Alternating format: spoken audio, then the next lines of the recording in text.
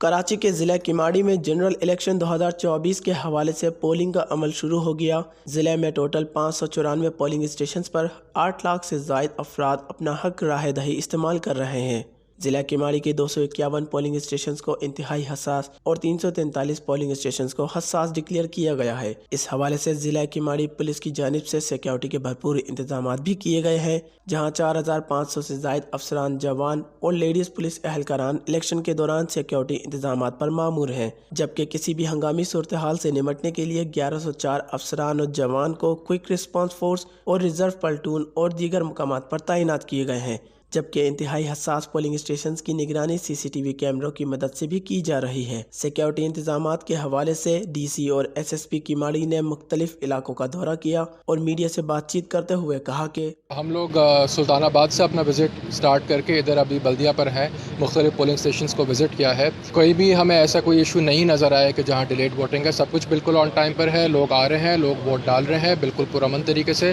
Polling staff بھی موجود ہے، تمام فیسلٹیز ووٹرز کے لیے موجود ہیں۔ سو فار الحمدللہ سچویشن پیسفل ہے۔ میں اور ڈپٹی کمشنر جو ہے وہ ابھی وزٹ میں نہیں، ڈسٹرکٹ کیماڑی کے کسی ایریا میں اسپیسیفک تھریٹ ریلیٹڈ ٹو